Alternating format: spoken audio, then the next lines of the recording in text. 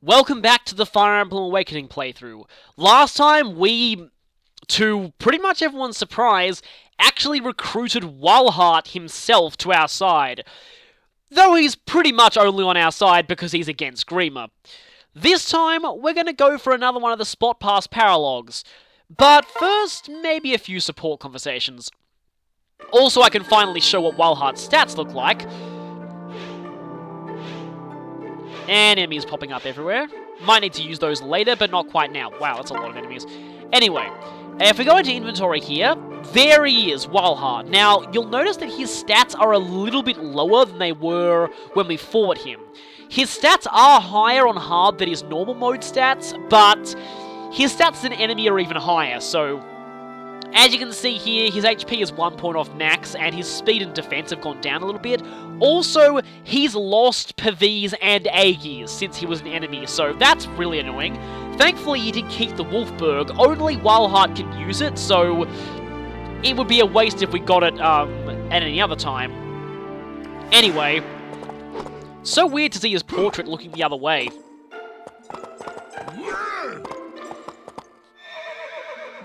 But it's about to get even weirder. You see, Walhart has already maxed out the Conqueror class.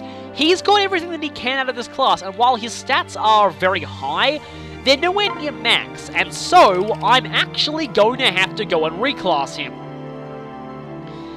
And I'll do that before we actually get to the chapter, but once he reclasses, he looks really, really strange. But anyway. Now, let's just see if we can do some supports. Okay, Yarn and Pan have an A. I unlocked that in the last chapter, so I may as well go for this one now.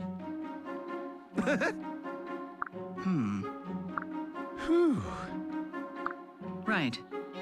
It's activating lethality and telling things to go extinct. Don't mess with a bunny!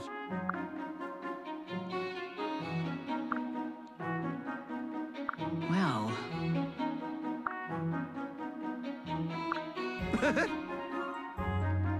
This line's actually really interesting because it allows for a female Morgan to be Yarn's sibling, or even a male Morgan to be Yarn's son.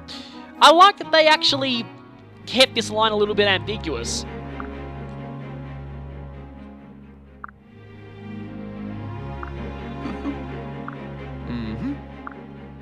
He's already so powerful and mighty that he's already brought honor to the Targwell name 1,000,000 times over. Thank you.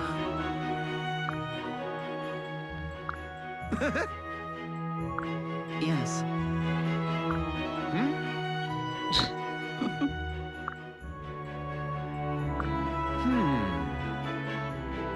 Interesting. Well, she did troll Gaius quite a lot in their supports. You.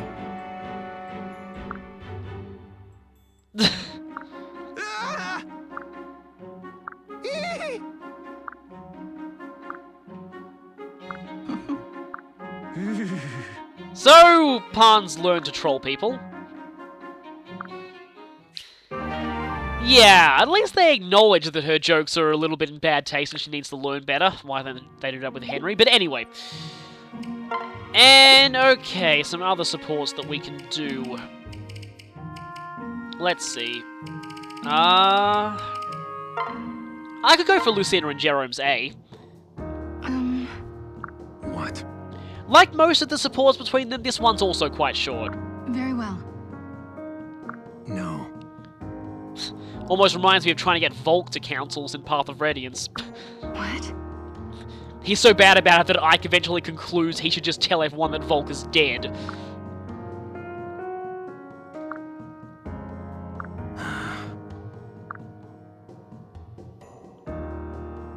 What? Fool. Lucina is apparently a wolf who deals only in death. Huh?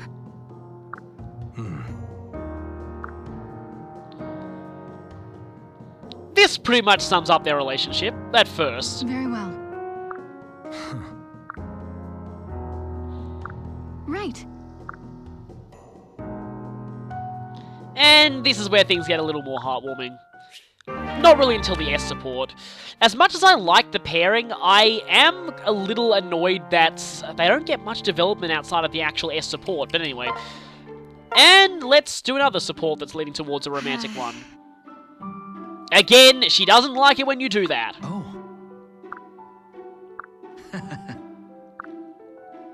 Yay. Say. Mm-hmm. Almost makes it sound like some kind of messaging system. Which, of course, makes me think of Bruce Almighty's You've Got Prayers.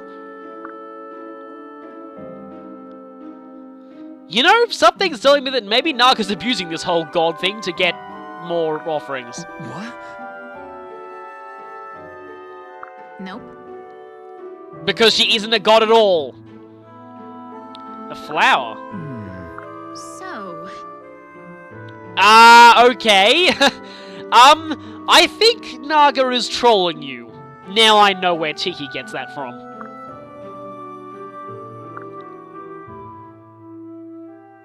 Ah. whew. Reminds me of the request that Morgan gives Owain in their supports.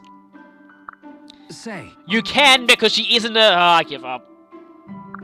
Hey, thanks. I've got this. Well, at least this will get Gary Stu off our cases for a while. Probably a very long while. Nas still doesn't have A's with both her parents. I need to work on that. Who else do we have?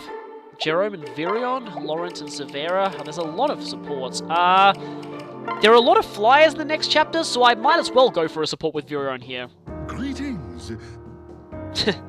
Huh? Yes, you did. My.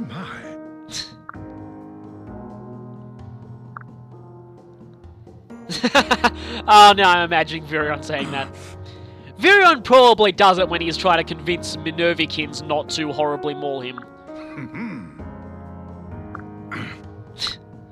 Wait.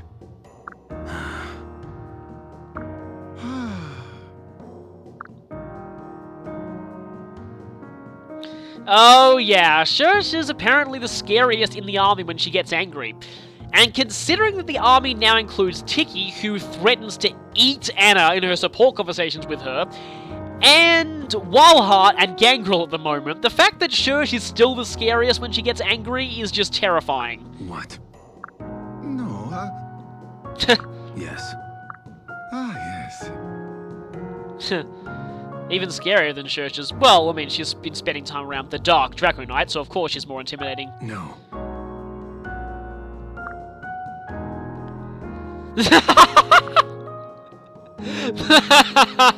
Oh, Jerome was amazing. Do tell.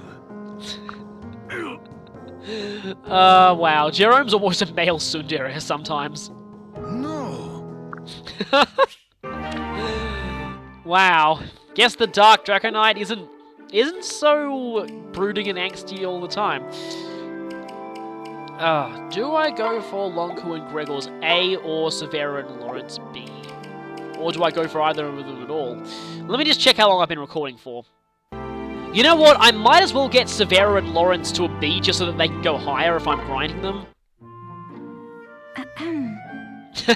Indeed. Tsundere off!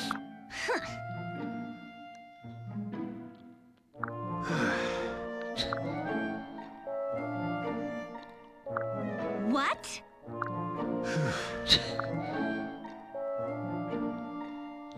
Ridiculous.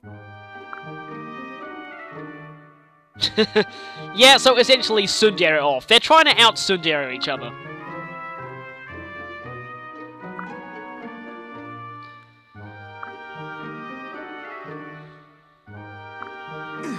Well, Lauren does like making new discoveries, but not this kind. Any complaints? And now Severa's sounding like Noe. Simply put,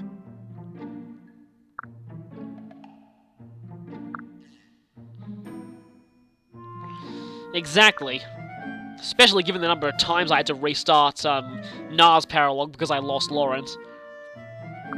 I've had enough! no. Fine.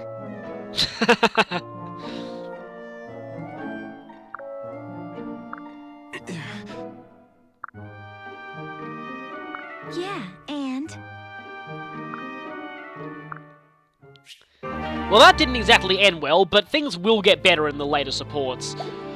Anyway, I think that is all that we have time for, so I might actually need to do a little bit more training before we head to the next Paralog, which is all the way down here, in between Yillis and Valm, in a mountain village that will actually be familiar to some players who've played Fire Emblem Gaiden.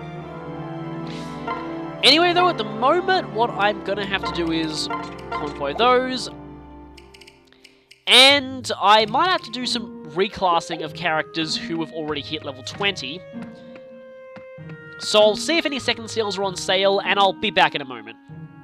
And very quickly, I'm just going to go and check the barracks, because, as of recording, it's somebody's birthday. And you'll never guess who it is.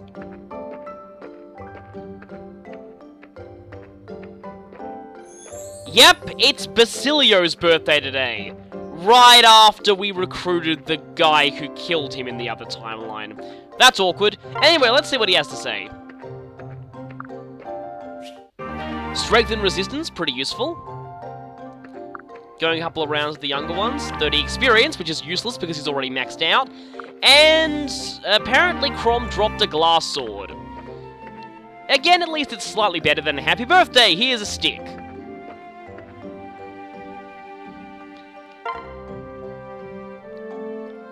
And this is an awkward conversation. Yeah, good thing Cordelia didn't say one of those lines about Crom, but anyway.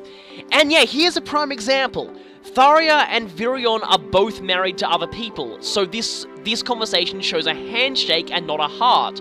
So clearly the heart appears if one of them isn't married.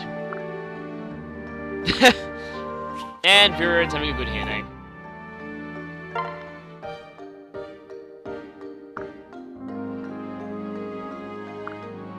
Well, much more serious answer than Olivia probably expected. And Lawrence is here. Chris's confect. Have we actually got this before? I get the feeling that we have now I think about it. And I didn't mean to go back in there again. Let me just check.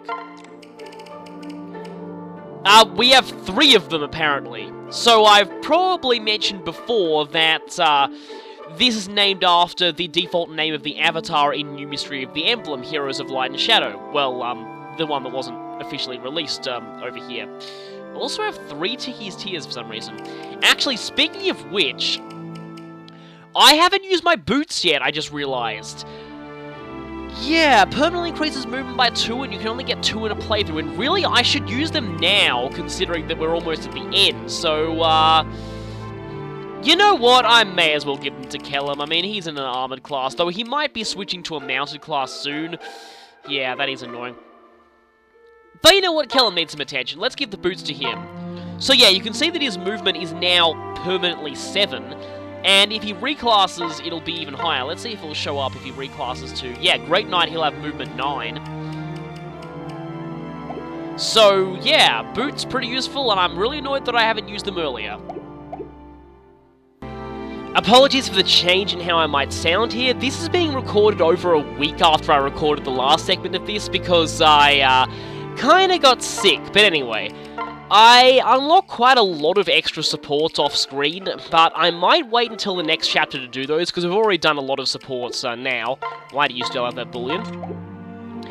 But what we do need to do is a couple of reclasses, although I might leave Tharia's for later because I'm still not sure what to do with her. Wallheart, though, he starts out at max level, so you really want to second seal him immediately, otherwise he's not going to be getting any experience at all.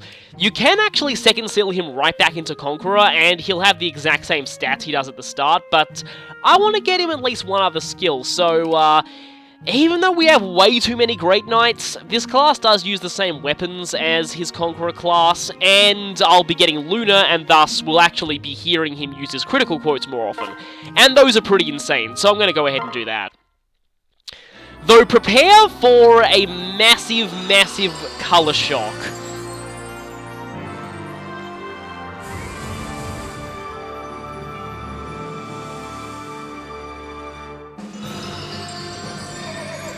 Why is he wearing blue armor? It looks so wrong. Why? Ah, stupid generic palettes.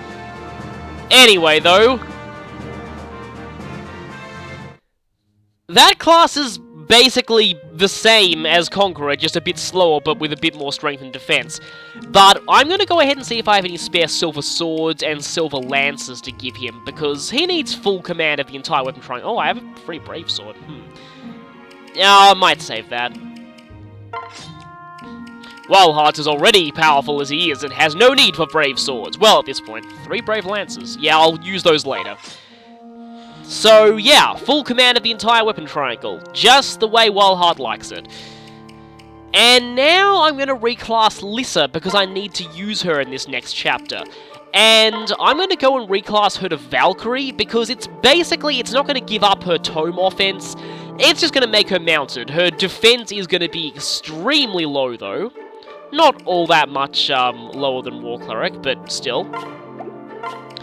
Kind of funny, in my other file, I actually have Lissa as a War Cleric and her strength is maxed out, so she can actually have good physical damage as a War Cleric. It'll just take a while for her to get there on this file. I believe on my other file I grinded her a lot in Pegasus Knight to get Gale Force for Owain, so that's why her strength was unusually high. Anyway, more resistance is actually going to be helpful. You might notice I've also given her a rescue staff. I did some inventory management off screen, and I made sure that all of my primary healers have rescue staffs. Believe me, this is going to be important. So, with that out of the way, it's time to head out to the mountain village in between Yllis and Valm for Paralog 20. Just to warn you, major feels incoming in this Paralog. A hard miracle. One I've actually been looking forward to, because I have a lot to say about this one. Humblest thanks. So, we get to see the sunset again. Right. So yeah, now that Grimm has come back, the Grimriel are going around sacrificing people. It's Fire Emblem 4 all over again. Right. Really? Yes. Yes, please tell us where the Zealots gather so we can go and smash the face in of that stupid pre-promote paladin with terrible growth rates. Ah, wait a minute, wrong game. But there's one girl who escaped them, and she can tell us more.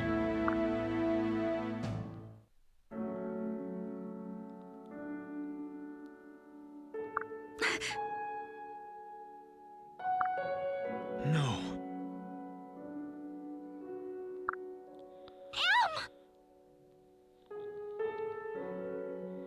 Huh?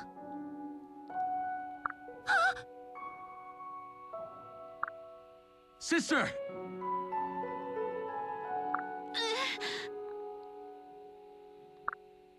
Wait!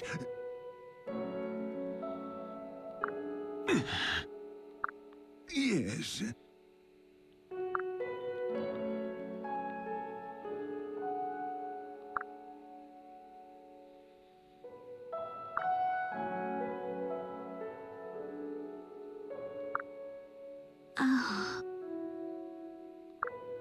Why?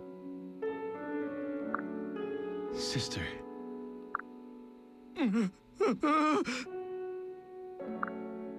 Thunderation!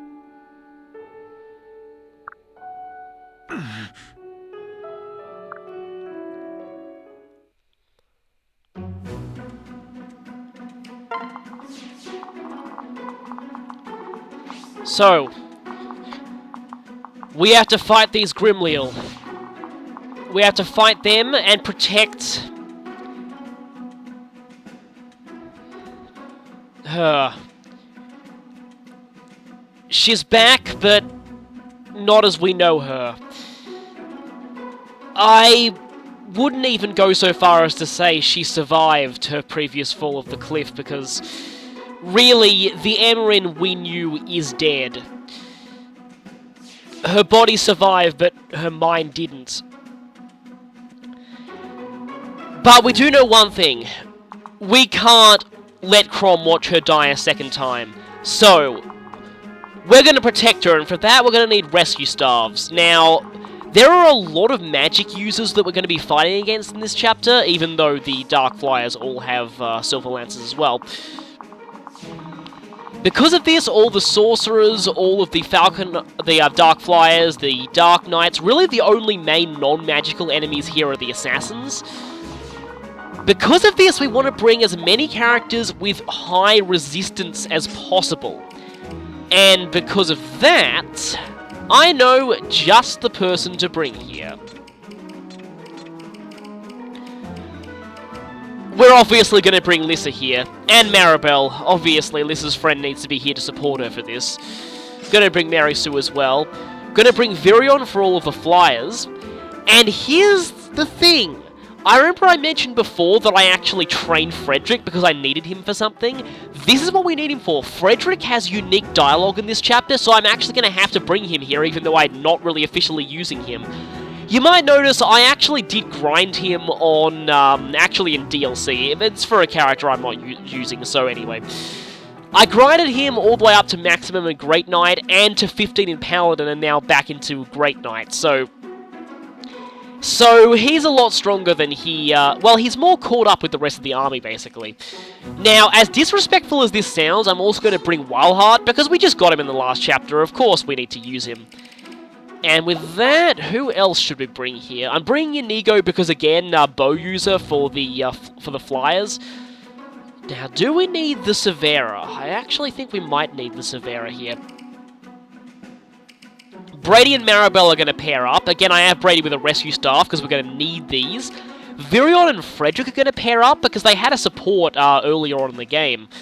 Might want to finish that off, actually. I'm actually going to be pairing up Crom with Lissa here, just in the hopes of unlocking their A support, because now is a perfect time. Noir because of the Flyers, and Kellum because she's not quite maxed out with Kellum yet, and Kellum's not quite maxed out in terms of level. Wildheart's going to pair up with Mary Sue because they're the only, well, she's his only support. And let's see if there's anyone else I can bring here. I think last time I brought Shersh and Jerome, because having Flyers of your own is actually quite useful here too. Just that Jerome's running a little low on axes.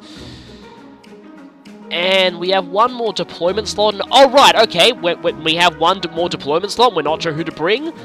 We bring Olivia. In fact, Olivia is really, really helpful in this chapter, because if you want to use a rescue staff twice per turn, or have a character rescue and then heal, really, really useful. So yeah, we're going to be working our staff users overtime here.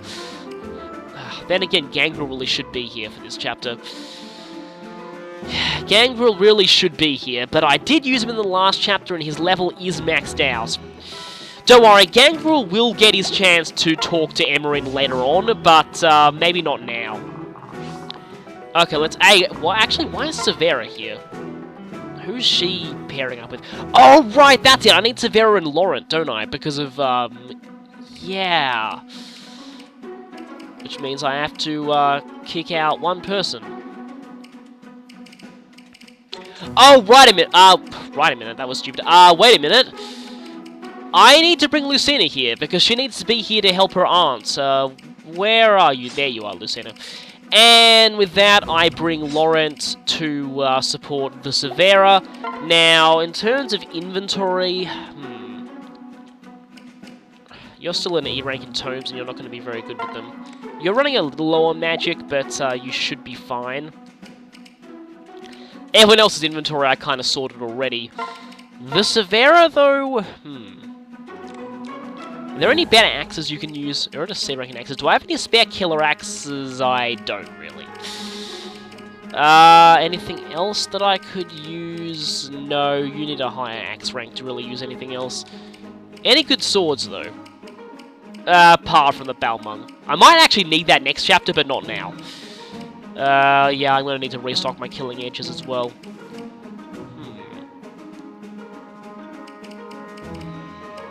For emergencies, I guess. Now, we need to have a very specific formation set up. I want to make sure that my archers are over here. and the Severa and the Laurent are in a position to pair up with each other immediately.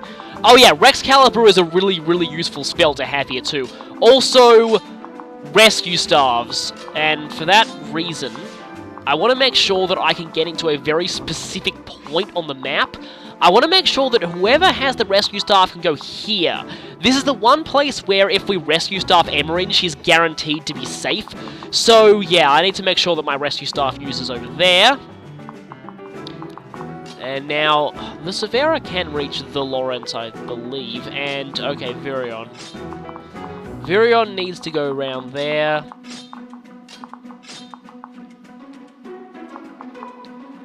And Wildheart and Mary Sue will just kind of slowly inch around the other side.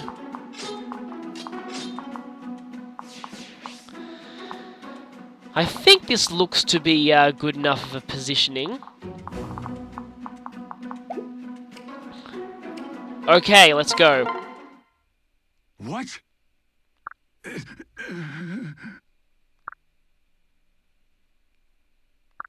Sister. That does sound like something she'd do.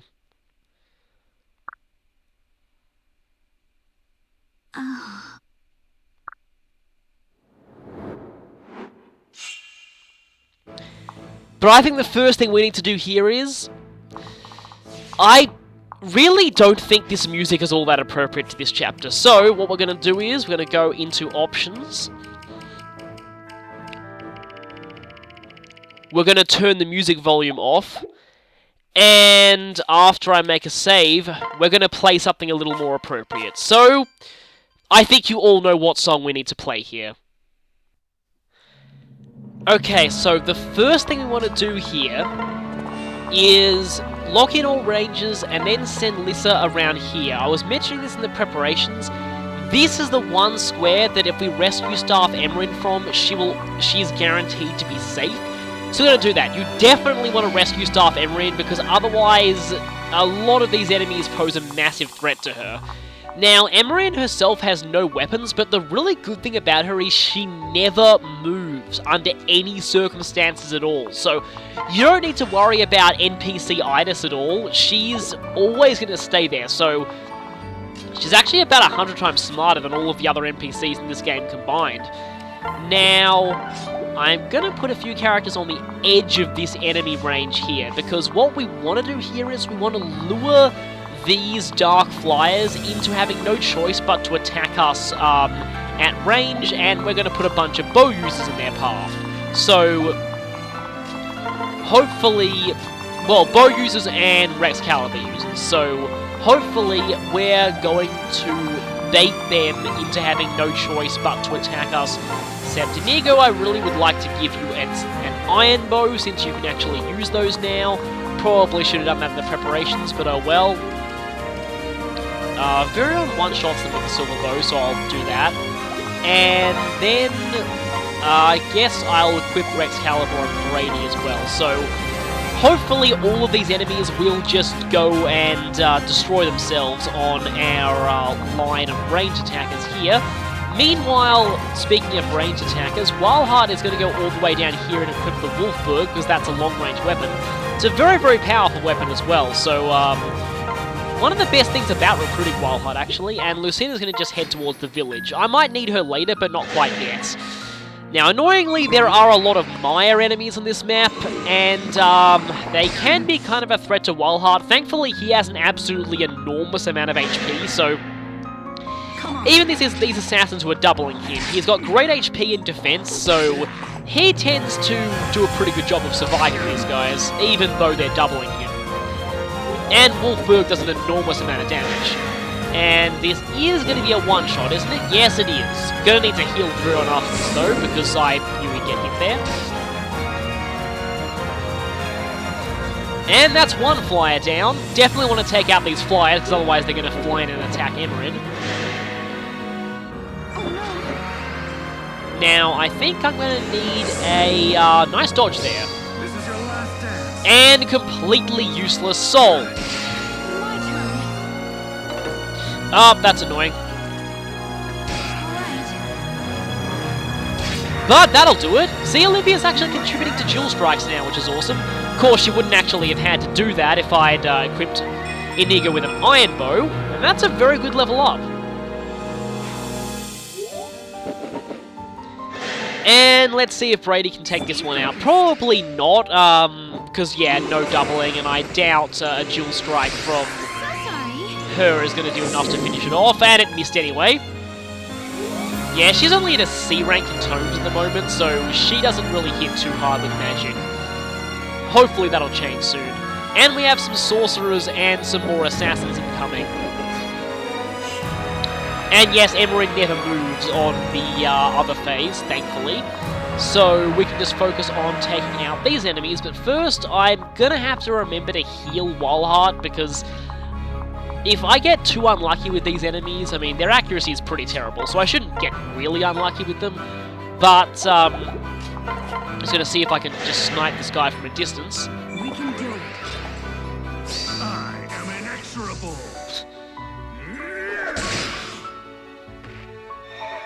And yeah, Walhart has the exact same critical quotes that he had back when he was an enemy, and you might have heard one of them in his scripted fight against Basilio, so that's kind of cool that we're actually getting a chance to hear them when he's on our side now. Now, this village Please, I insist. is kind of useful because you will get a rescue staff out of this village, so if you somehow forget to bring one to this chapter, you'll always at least have access to one, so that village is quite useful because, yeah, you will want to use a rescue staff here on Emerin because otherwise she is extremely likely to kind of die. Gotta make sure that we don't go too far into these enemies. But I can one-shot another one.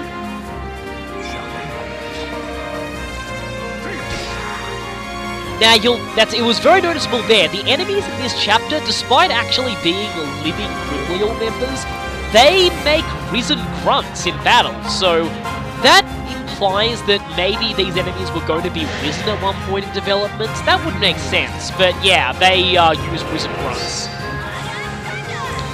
Speaking of that, all the way back in Morgan's Paralog, the enemies in that chapter actually were risen, but there were a couple of non-risen thieves, and those thieves would also make risen grunts, just like the risen in that chapter, because guess they can only ever use one particular voice pack for enemies per chapter, so that's kind of why they would, yeah, sound like risen, even though they actually weren't. I believe in you. And 1 HP recovery solved. No hard feelings indeed.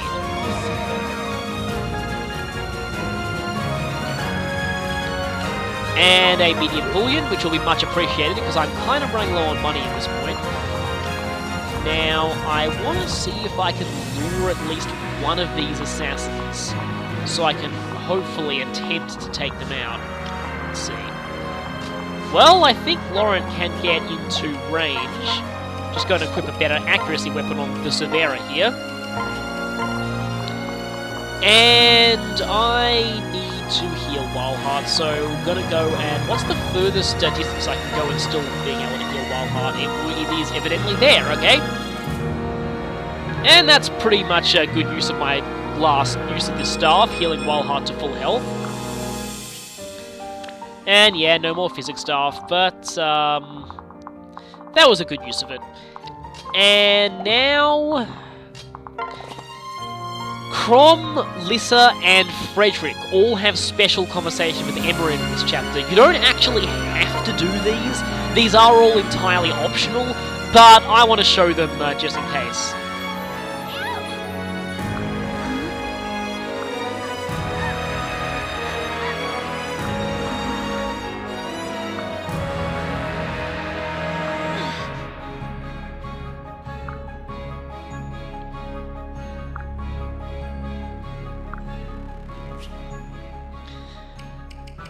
But, yeah, that conversation. A lot of the conversations in this chapter are pretty painful. Can go ahead and heal Virion while I'm at it. But this just leaves me, during this enemy phase, I may as well talk about my thoughts on this chapter, because this is by far the single most controversial of all of the paralogs in this game.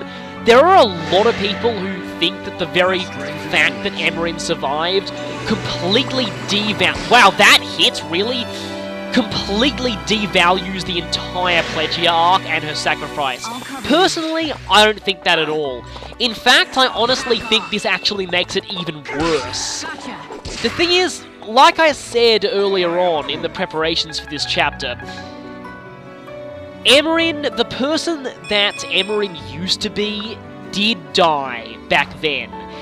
Her body survived, but her mind didn't. And in a way, it's even more painful, the fact that she's here with us in body, but mentally she is just not the same person she used to be. The Emmeryn we knew and loved is gone, and this is a bit of a spoiler, but her memory never recovers. Even in her epilogue, she never recovers from this. The only time that she ever will recover her memory is if she dies on classic mode, so and looks like enemies can activate useless vengeance just as well as we can. So personally, I really like this chapter as well, and I actually like what they did with Emmeryn here. I find it a very interesting deconstruction of the whole no one can survive that trope. Normally, well, for a good guy at least, if a villain falls off a cliff, they're basically dead instantly. But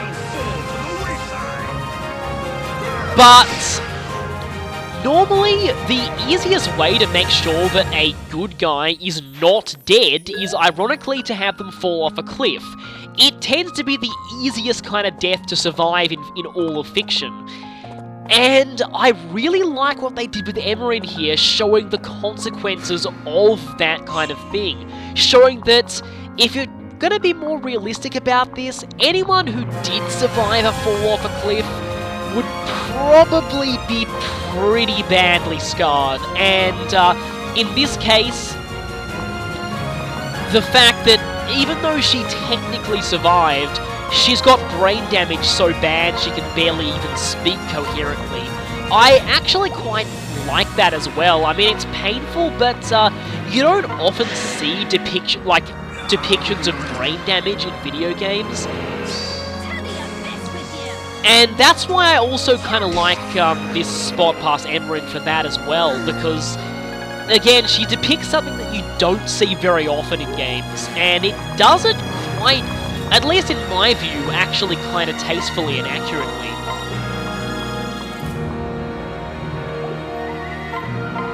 But anyway, that's all I have to say about this chapter. A lot of people really don't seem to like this, but I'm not one of those people. And I'm not going to finish this guy off, am I? One from me. Well, I got a double dual strike, but and miss. It's really the assassins that are the thing that I want to get rid of here. In fact, I might have to go for the brave bow here. And hey, that's actually going to be enough, isn't it?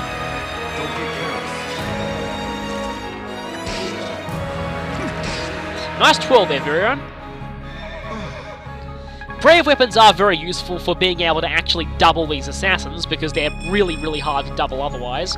Virion's stats are actually getting kind of decent. I'm impressed, because I don't think he was doing all that well initially. Now, here...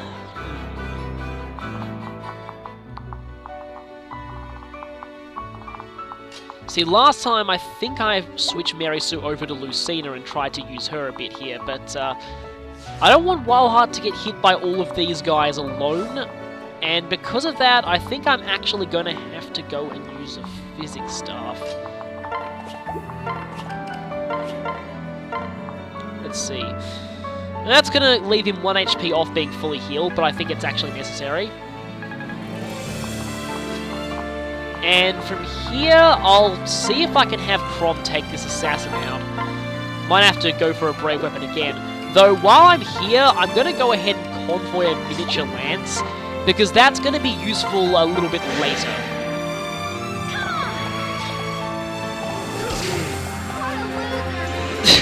That quote is completely inappropriate for this chapter, I'm sorry. Really, really inappropriate.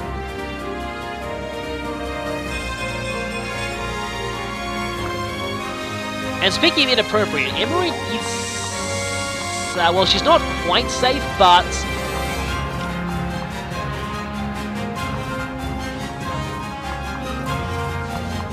Okay, let's just see. The annoying thing about this map with the sunset is, as pretty as the sunset looks, it can be quite easy to, well, not see some of the enemies here, because it does get in the way of the range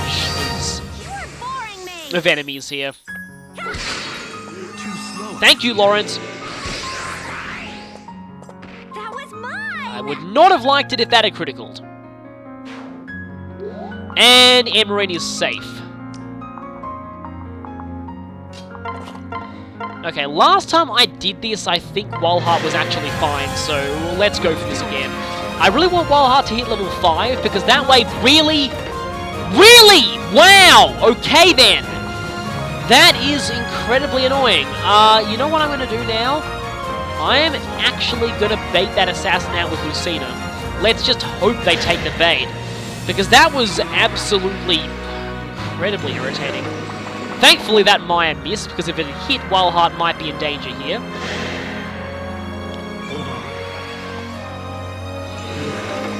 It will be a little while before we can actually take out the Maya enemies though, because they're kind of guarded a lot, and I want to make sure that their guards are mostly down before I actually finish them off. Because I've had a few instances of failing this chapter due to rushing too ahead of myself.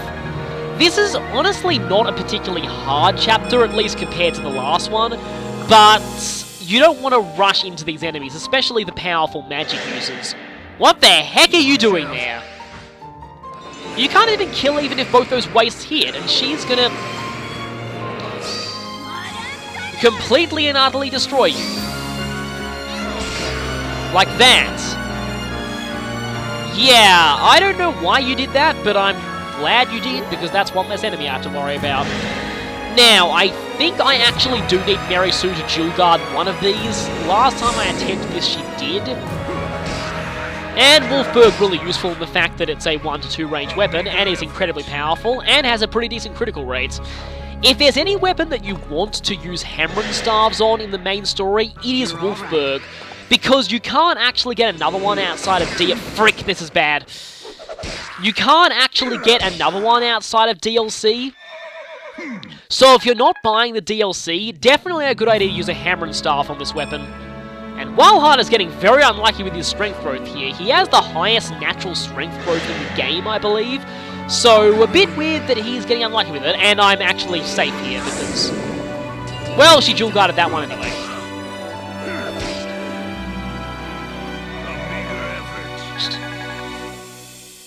Before Walhart's might, everything is a meager effort. And this is exactly why I brought that miniature lance, but I couldn't equip it for that assassin, so I'm gonna have to switch over to it soon. I had a feeling one of you would attack the Severa. The Severa, given that Vivek has the absolute worst resistance in the entire game, makes sense that his child would have absolutely terrible resistance, so... yeah. And we've got quite a few, I keep wanting to call these guys Mage Knights. I've done it on every attempt of this chapter, but not going to do it this time. Dark Knights. We've got a few Dark Knights to take on here. Gonna see if I'm gonna have to heal Severa after this, obviously, but first, let's just... or she can heal herself. You know what? I was like, hey, that would be amazing if that was a critical as well, but... and it was, which was great. She fully healed herself. Don't need to waste a staff usage.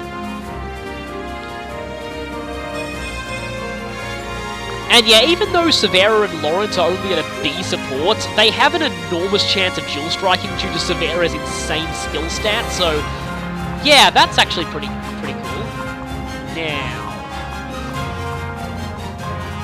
Now these guys are annoying because last time I had Mary Sue just charge in, they doubled her, and that was not good, so they doubled her when she wasn't paired up with Lucina, so I might actually want to pair up with Lucina. Let's check their range though. Yeah, transfer Mary Sue over and then switch and equip a better weapon. And I think Wildheart, if I heal him, will be able to take on... Also, his skill's already maxed, yeah. He'll be able to take on the Maya enemy plus one of these Dark Flyers, so... you know what I might actually have to do? I'll clear out more Dark Knights first. Of course, there's one more Dark Knight over there. I'll need to be kind of careful of him. Let's see. The Underdog Bow is actually still going to work here for the next few levels because these guys are all level 20 and Noir is not quite level 20 yet. Surprise! And surprise, kill him!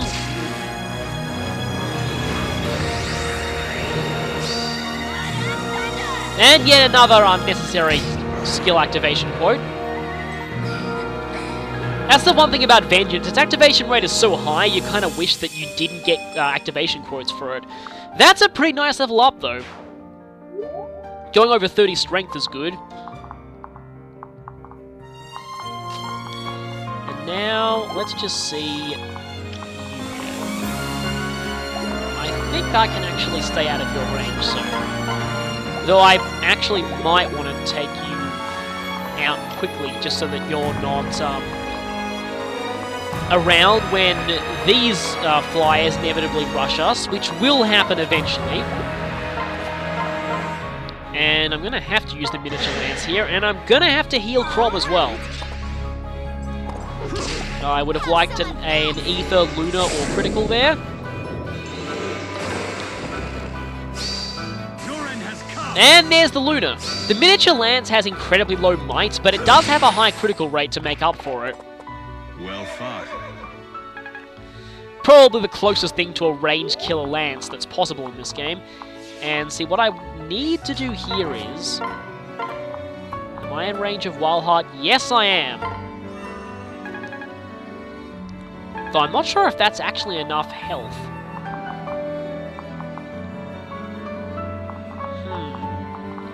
I mean, I'm in no hurry to take out these guys, unless one of these ones tries to fly back around towards Emblem.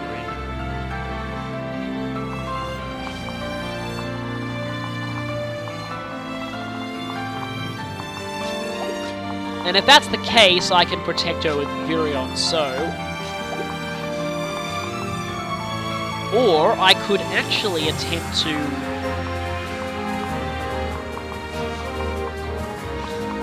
No, I'm not going to do that. What I am going to do is I'm actually going to go back here, switch over, dance, and heal Crom, because I think if Crom gets hit by both Maya and the next enemy in his current state, he's sort of going to die, so that's definitely not something that I want to happen. So let's move Maribel in, and let's heal Crom back up to full. And that'll level up Maribel as well. Yeah, her luck is pretty insane. So the Maya guy does like 20-ish, so that'll leave him on 17. And then you... Yeah, see, you don't double Wildheart, which is really nice. And I'm pretty sure you have no chance of a critical as well. 47 on 18. That would be like 8, 29,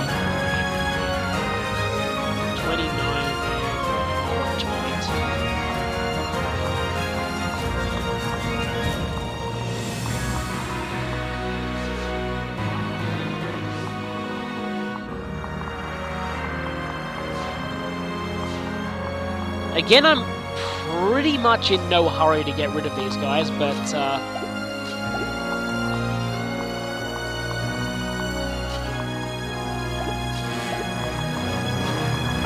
and I'm gonna go for it. Meanwhile, I'm gonna go back here and do this, because this is the reason why I had to train Frederick. He has a special conversation here. It gives a bit of background as to what happened during Chapter 9, so that's why I wanted to show it. Really?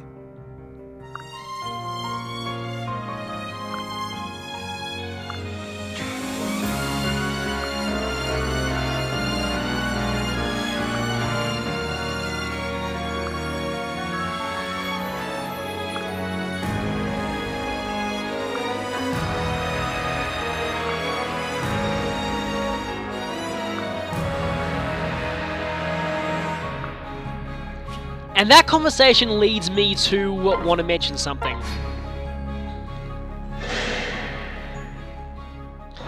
Oh, right, oh, crap, that hit. That's bad. Though I think the Dark Flyer is not going to do 34, so I think I'm fine. Anyway, that conversation. There aren't many pairs in this game that I ship that aren't possible in gameplay.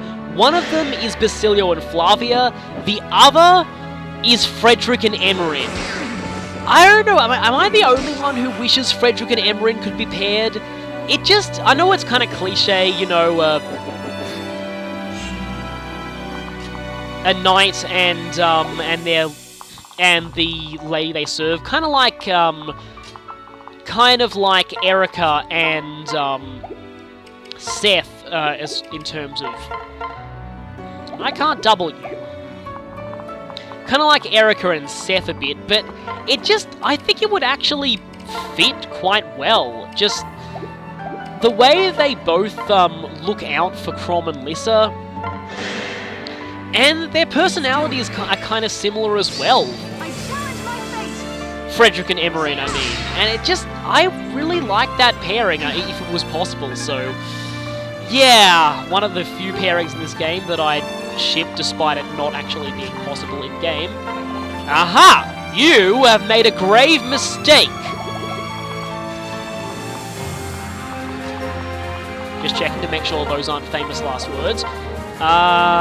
Yeah, I have to hit both of those, so... You know what? Irons' bow has a 100% chance of hitting. Well, I mean, it just has ridiculously high accuracy. Probably a reference to snipers from Sacred Stones having that completely useless skill that makes them always hit, even though they're pretty much not going to miss anyway. And I need to heal Walhart again. Please tell me I'm in range.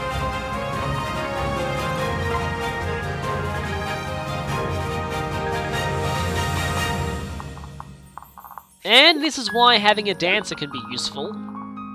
Let's see. But here I can finally use a weapon on Walhart that isn't the Wolfberg, even though it actually has better accuracy than most of these. Have faith. But anything to save precious uses of the Wolfberg. Not going to use it when it's not necessary. And I believe that puts Walhart at, yes, level 5 at last. So now we get to hear his amazingly hammy Richard Ekpar quotes even more, which is amazing. And yeah, his strength is still not even close to max. Okay, there's probably one final onslaught of enemies left before this sort of ends, and honestly, I actually kind of want to use this to heal Walhart again.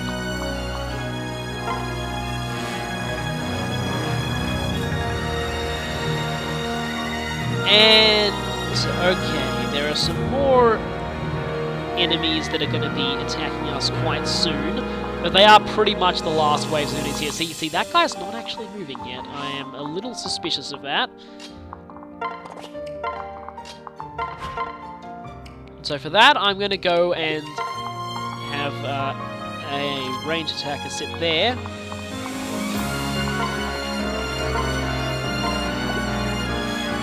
And Lawrence been damaged a bit, but he does have Life Taker, so the next time he kills something, he's going to heal off that damage. You have been a thorn in Walhart's side for too long. I'll keep you safe. Wow, Lucina protecting Walhart. Who thought that would ever happen? I can help. Of course, Kellum protecting people is natural. And with that, okay, I guess I do have Crom's conversation with Emmerin to do. I actually might as well go for that. What turn is it? Turn 6. I forget which turn, but I know that eventually everything does kind of come rushing at you, and depending on where you are, these Dark Knights will either go towards this side or towards the other side. Again, depends on how many characters you have on each side. So... at the moment, I should be safe going for Mary Sue here. Stay strong. My turn. she's actually a little behind in levels, so I'll want to level her up a bit. And I'm actually going to have Wildheart trade that elixir off of Mary Sue, because he's probably going to find more use for it.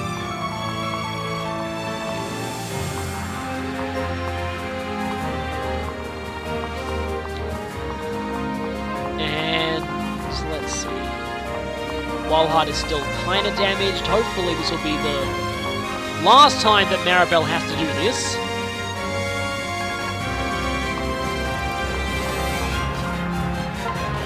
I might need Virion on hand soon to deal with some Dark Flyers. While I am pulling Crom back to get a conversation, might as well have Inigo finally do what I wanted him to do, and that's... Please tell me that I have a... Yes, it's fairly battered, but I have a spare Iron Bow in here. That's going to do a lot more damage to enemy flyers. And I think I'm content with just leaving you there. More Maya that we don't need to see. Okay then. Just gotta be careful that we don't provoke them before we're ready. And I might actually switch over Mary Sue again. You know what, I really want to step on this event tile, because Wildheart's event tile quotes are amazing. They're seriously some of my favourite event tile quotes in the entire game. In fact, I actually think Wildheart is worth recruiting just for his event tile quotes alone. That's how good they are. I'm going to try and bait a few of the, well, a few, most likely all three of these guys. And meanwhile...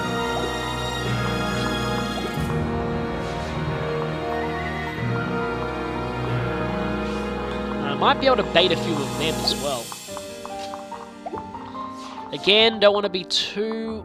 again, I want to be careful of Noir, because the last time I charged her into the middle of a horde of enemies, she kind of got brutally slaughtered. So, let's not have that happen again. Probably going to have to visit staff again, though.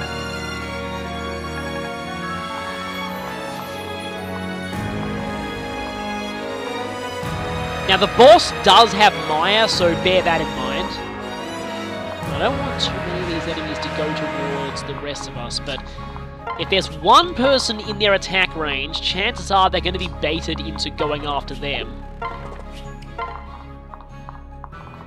Again, we can't be too careful here.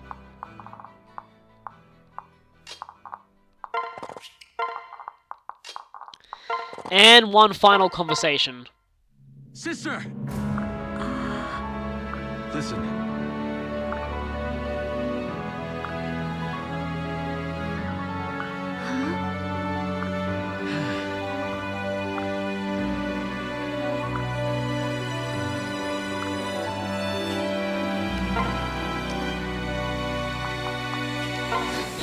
There's not really much I can say about that. Shall we? That is a really good conversation, but it's pretty painful to see as well. Yes, that's exactly what I hoped you'd be doing. Ready?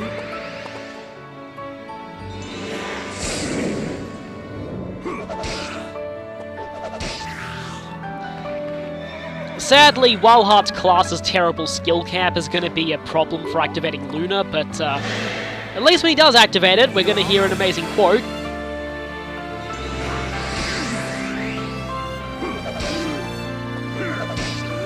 Mary Sue, you're being very lazy about dual striking.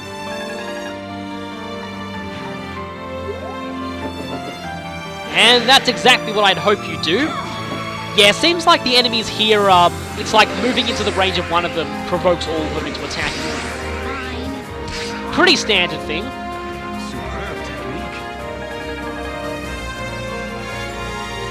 It's better not provoking them in range of the boss, because like I said before, the boss has Maya, and that can get really annoying. Okay, let's see if this... Well, it's not doing all that much to non-flyers, but Of course, Inigo never stays injured for long because he freaking always activates Soul for some reason. That's going to do nothing, isn't it? But 2 damage. Better than nothing, but still fairly bad. And more flyers incoming. At least, though, at least the Dark Knights went over this side. That's really good, because last time all of those Dark Knights went over this side too, and that got way too problematic. Gonna have to thin the enemy's numbers a fair bit though here, especially with all of these guys flying about.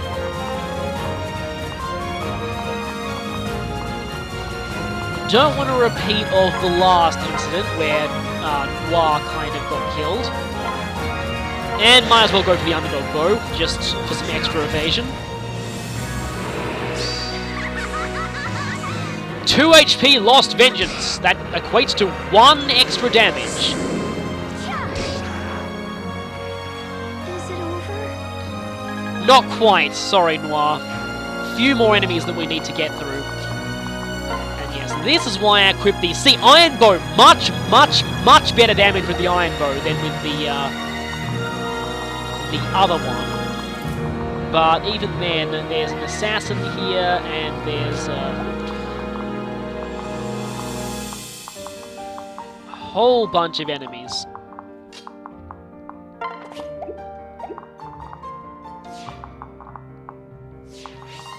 Don't want to expose anyone to too many attacks. Because yeah, that 20 damage assassin kind of hurts. Well, by kind of hurts, I mean really hurts.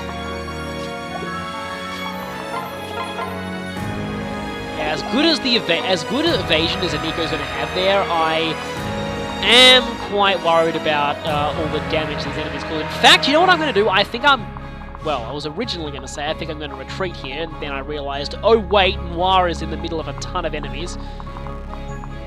But she'll only get attacked by 3 of them, I think. Both of the Dark Flyers and the Assassins, so hopefully she will probably survive the onslaught.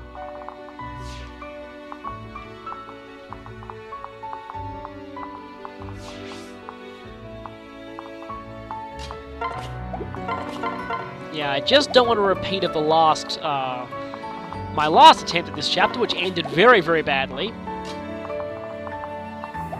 Very badly.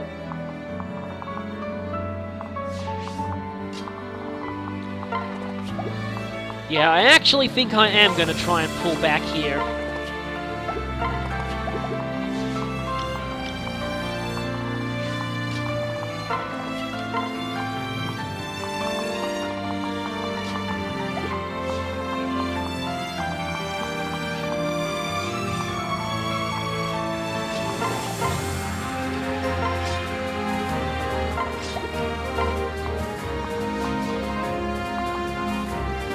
And I just did something very dumb, didn't I? Should have moved Virion back 1 more.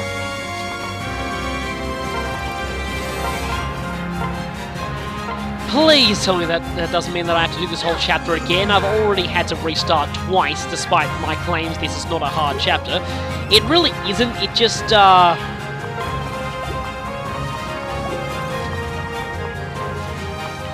just can get annoying sometimes.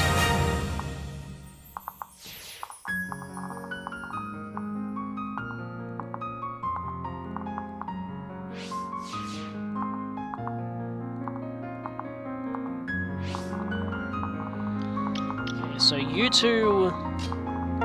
Well, you can't attack from there.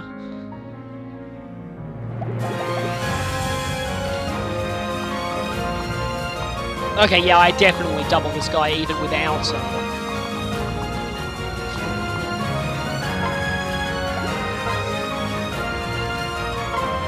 If I take Mary Sue there, switch over, equip that, then have Walhart smash this guy. Yeah, neither of you can attack Walhart from there, that's good. So he'll be safe for this turn. And yes, there we go, awesome quotes. Luna off of Wildheart's enormous strength stat really, really hurts. Speaking of which, and he didn't even gain strength. He gained speed though, which is useful. Okay, now we just need to make sure that we survive this turn. Please don't hit, that'd make my life really, really, really hard. What the heck did you just do? You could have attacked her in melee range, couldn't you? I mean, not that I'm complaining, but still, what is up with the enemy AI here? I mean, they're being really dumb. But yeah, I learned the hard way in one of my attempts that without Lucina's pair-up bonus, Mary Sue gets doubled by these Dark Flyers, and that resulted in pain. Now that's strategy. Well, that's more like, now that's not getting doubled. Because her speed is actually not all that great. I mean, her magic's really her only decent stat at this point. Yeah, this is where I'm getting a little bit... Actually, I think he should be safe here. That's one down. And I think Virion's level's almost maxed, actually. And of course, you're attacking in close range. Holy crap, that was close. That was really, really close. 1 HP, wow. Virion is getting some kind of medal if we get through this chapter. And I'm pretty sure I don't want to speak too soon, but I'm pretty sure we will. I just really, really want to recover staff him now. In fact, yeah, that's making me nervous. I am going to recover staff right now. Excellent use of a recover staff. Many thanks. Full healing. I really, really needed that.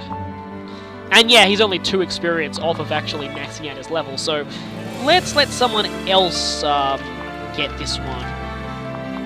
And that someone else will, although Inigo will be able to actually take down one of these enemies. Can Noir shoot the other one? Yes, she can. Gotta make sure that we just take out all of these Dark Flyers, because they're gonna try and be a bit sneaky and go over the mountains here. Ouch! And gone.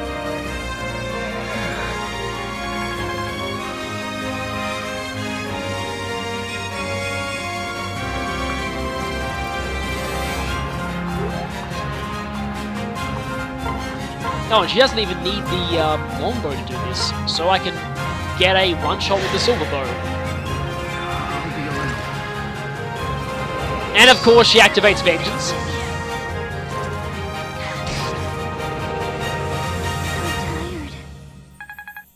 And she's maxed out. Probably going to reclass her over to Bow Knight. I know it's really popular for people to reclass her to Dark Mage, but I personally, well, with Kellum as a father at least, I think she makes a much better archer than she does a Dark Mage. And Emmeren's actually completely safe here anyway. But that assassin does not look safe. I'm going to have to take out that assassin. So, yeah, let's just take this assassin out. And semi-pointless soul. I was almost scared. And you have a Forge Ruin Tome, but Noir's luck is not that great.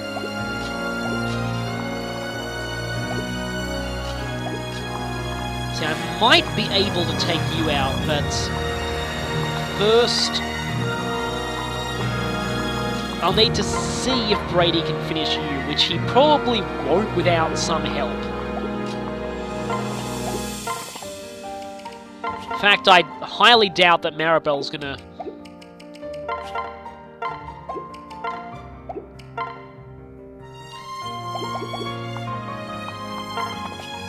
Yeah, I think I might actually need to use Irons' Sure Shot bow to take this one out. That was actually the name of this weapon in the Japanese version, Irons' Sure Bow. In the Japanese version, all of the weapons named after previous Fire Emblem characters actually had additional descriptions, so like Hector's Rage Axe, Titania's Red Axe, Eliwood's Steel Sword, I think, so, but the English version just changed them all to, like, Hector's Axe, Eliwood's Sword. I guess it does make sense, but, just pointing that out, that originally they had a bit more of a descriptive fanfare to them.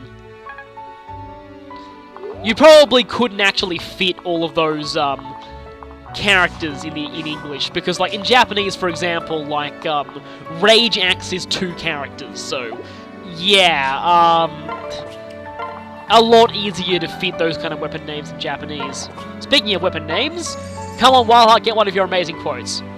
Oh, his found an item quote is my favourite of all, so I really want to see that. And the boss here, for some reason, gets a full portrait in his battle intro. I don't know why, but yeah. He also reuses the portrait of the boss from all the way back in Chapter 8, who was also a Grimleal boss.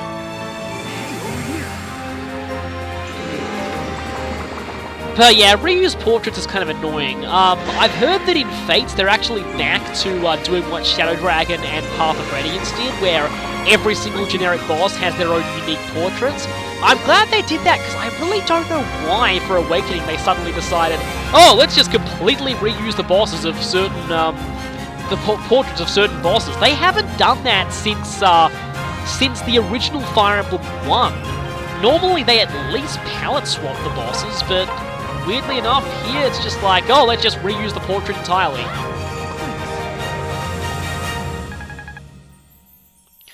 We're almost done with this chapter. This is a defeat boss chapter, so really, you can actually just rush to the boss and kill them if you don't want to get the extra experience from everything, but I like getting extra experience, so I just like to destroy everything. I'm with you. I'm a man of passion. As much as Inigo likes to activate Soul every single time he attacks. At least we get to hear more Liam O'Brien. Again, I still don't think he's really right for Inigo, but I still think he's a really, really good voice actor. Okay, who wants to try and get a support bonus? And no support bonus. I still love this quote though. Severa is tsundere towards everything, including practice.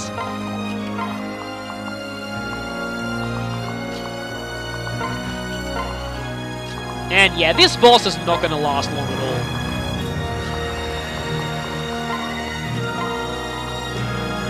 And Walmart the Conqueror hasn't moved. And yeah, thankfully no reinforcements here, so that is something to definitely be thankful for. Again, we will never be seeing reinforcements again until the final chapter, and I am very, very glad for that. Okay, everyone is pretty much level 18 here, so I'm sort of fine with that, but I would kind of like Chrom or Lisa to get the final blow here.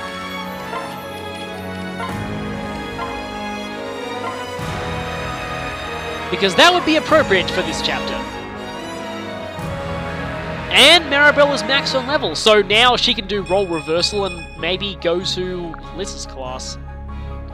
Wait, if she even has the option. I'm not sure if she even does have the option. I guess I'll try and get some rallies going.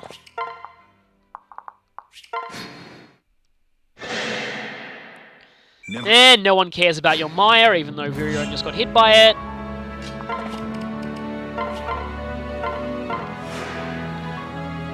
Almost done. At least you get to hear more of this absolutely amazing music. Yeah, I had to play this song for this chapter. There was really no other thing that I could possibly really think to do. Rally. Rally. Fortunately, none of these rallies are going on Chrom, but whatever.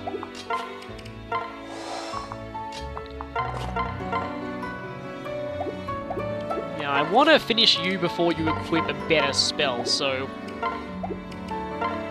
And I'm not wasting any uses on those, on that miniature lance. Now I'm angry. Of course Crom would be angry at this chapter.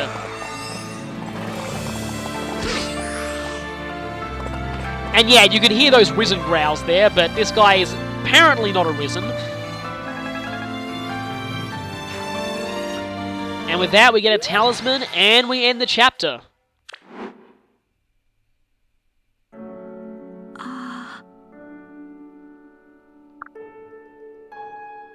Listen.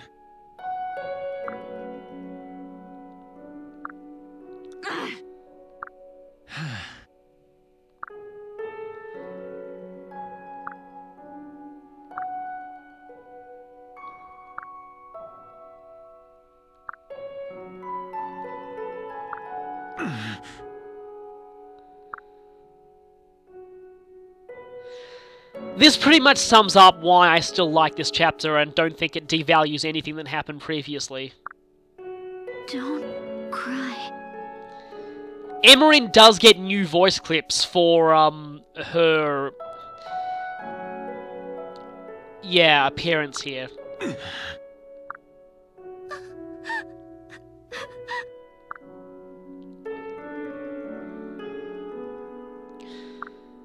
Some parts of her still remain, but Sister. really, the person she used to be is never coming back. It's gonna be even more painful for Crom and Lissa from now on. But at least we can keep her safe. And we get a Fortify Staff for her, so Emerin is actually on our side now as a character, so if you want to find out more about her, click on the annotation. In order to recruit her, you don't need to do any of those conversations with Crom, Lissa, or Frederick. You just need to make sure that she survives until the end of the chapter. That's all you need to do. She'll then join automatically. And with that, the hard miracle is over. Next time we'll be moving on to more Paralog, so I'll see you then.